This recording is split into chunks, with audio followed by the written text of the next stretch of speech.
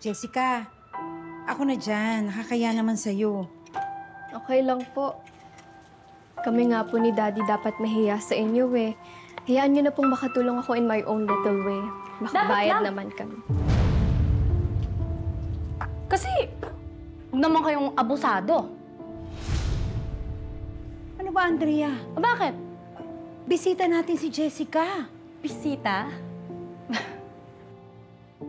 Ang bisita, welcome dito sa bahay. Hindi naman welcome yan dito eh. Ano ba, Andrea? Totoo naman ah. O kaya, pagkatapos mo magluto, hugasan mo itong mga pinggan. Ang dami na eh. Pati itong buong kusina, linisin mo ha. Tsaka yung sahig, kadkarin mo yung mga tiles. Pa? Ate Didang, ito po. Ako na. Oops! Ha? Andrea! Sorry.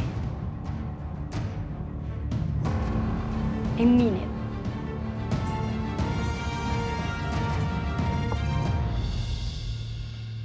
Okay lang po, Ate Didang.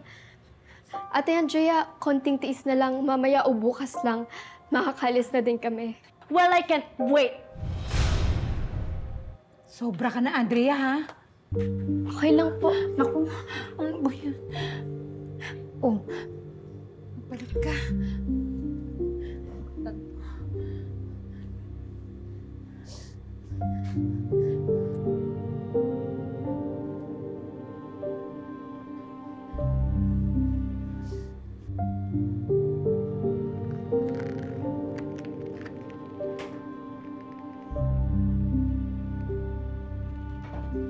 Oh, ano nangyari sa'yo? Bakit ka umiyak?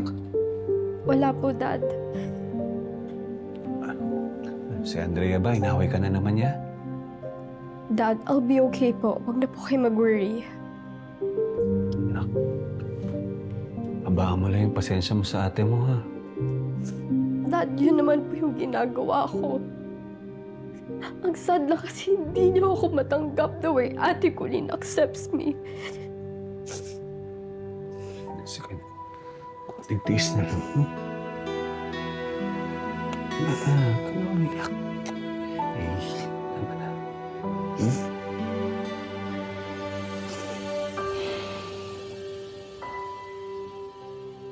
Didang, nadalhan mo na ba ng breakfast ng Kuya Manuel mo?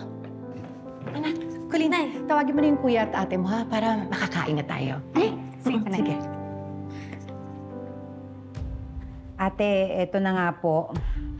Dadalan ko na sila Kuya Manuel ng pagkain, ha? Good morning, mga anak. Tara kaya mag-drive-thru na lang tayo. Teka, marami pa naman pagkain eh. Tsaka hindi pa tapos kayo Wala na akong gana kumain ay. Mas gusto ko na lang kumain sa labas. Saan tahimik. Hindi ko naririnig ang pangalan ng iba. Hindi ko nakikita ang makakapal nilang mga mukha. Andrea, yung bibig mo ha. Baka marinig ka ng tatay mo. Eh so what? Sila na nga nakikituloy dito. Nakikisiksik dito. Tayo pa mag-a-adjust sa kanila? Pwede ba? Maupo ka na lang. O tapos ano? Sabay-sabay tayo kakain? Parang walang nangyari? Eh, trinay-drone nyo kami? Andrea, tama na yan. O lumalambot ka na rin sa kanila, kuya. Hindi naman tayo gusto nila makasabay kumain dito eh. Ang gusto nila makasama, yung mag-ama na nandun. O ba't di mo patawagin tatay mo, Colleen? Sabay-sabay na kayo kumain. Mag-bonding kayo for all I care. Tara na, kuya. Hindi ka aalis!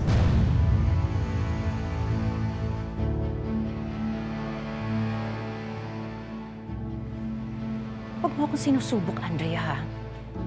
Matagal na ako nagpapasensya sa'yo. Pero sumusobra ka na. Nakakabastos ka. Gusto mo ikaw masusunod? Ikaw ang iniintindi? Lahat sa'yo umiikot? Pwes, hindi ako papayag. Ako ang nanay dito at ako ang masusunod. Walang aalis dito. Maski sina Manuel at Jessica, hindi aalis.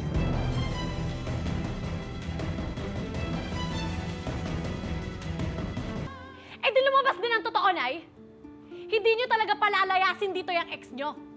Kunwari pa kayo, aalis din sila. Pero ang totoo, dito na sila titira. Alam mo, hindi totoo yan. Mahal nyo pa rin ang ex nyo, kaya ayaw nyo mahiwalay sa kanya. Andrea, tama naman ka na sumagot. Hindi yan ang issue dito. At alam mo yan. Eh, gusto kong tumira dito si Manuel? So what? Sino ba nagpunta ng pamamahay na to? Sino bang nagkandakuba para mabigyan kayo ng komportableng buhay? Hindi ba ako? Nay, nanunumbat na kayo? Kuya, hindi nga sasagot, di ba? Oo! Sige! Magkwendahan tayo dito.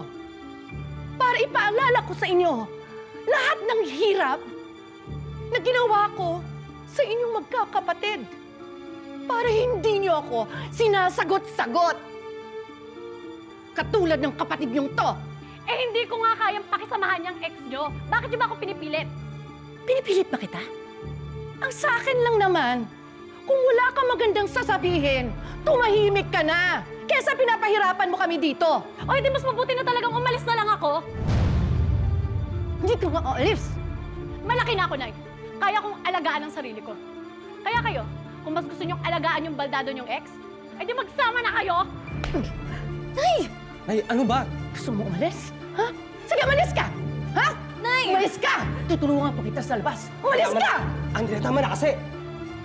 Gusto mo lumayas, hindi ba? Sige, sasabahan pa kita sa labas. Nay, tama. Nay, bitaw mo si Andrea. Umalis ka na! Tawan niyo na ako! Nay! Walasin niyo talaga si Andrea. Umabot na tayo sa ganito? Oo! Palalayasin ko siya. Gusto niya lumayas, di ba? Di ba? Kailangan ni Pelma ng tulong ko. Dito, samahan mo ako. Dad, hindi.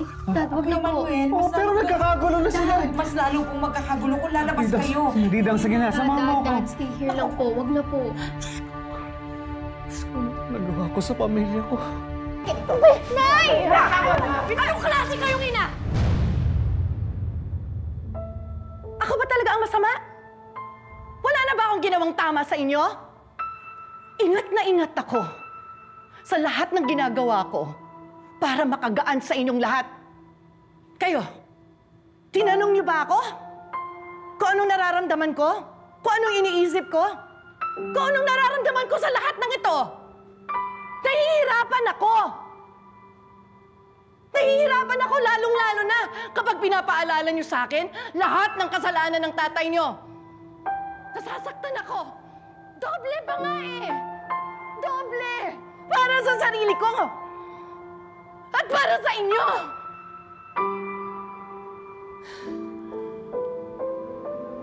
Pero pinipili ko.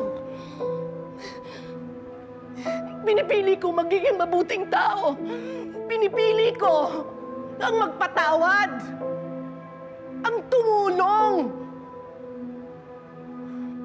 Kayo? Pinipilit ko ba kayo? Napatawarin niyo yung tatay niyo?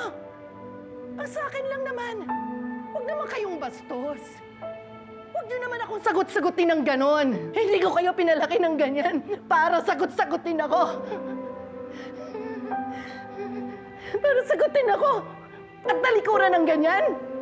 Tapos ngayon, ipapanakot niyo sa akin? Nalalayas kayo? Ha? Sige, magsilayas kayong lahat. Kaya niyo, Nay? Kaya niyong mawala kami mga anak ninyo? Kayo? Kaya niyo? Mawala ako sa inyo?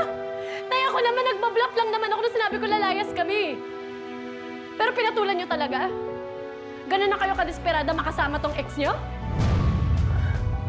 Ganun ako kadesperada para turuan ka na rumispeto.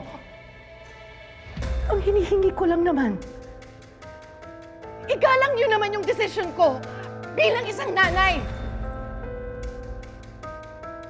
Nag-compromise na nga ako eh. Hindi ba? Nag-compromise ako. Pero wala na talaga kayong galang. Ngayon, kung ayaw niyong magpasakop, kung ayaw niyong sumunod sa akin, sige, eto, bukas yung pinto, oh. Lumayas kayo kung sino ang gustong lumayas!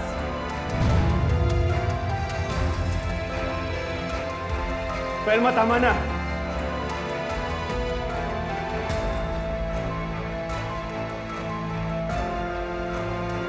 Sa tingin mo ba, tama yun, Manuel? Eh, kung sa tingin mo ito yung pinakamabuting gawin, ito yung tamang paraan para matuto sila. Na 1+1 niya ako, napagtanto niya na nandyan sa'yo si Manuel. Mars naman! Siguraduhin mong full charge ka na. May huhulihin tayo.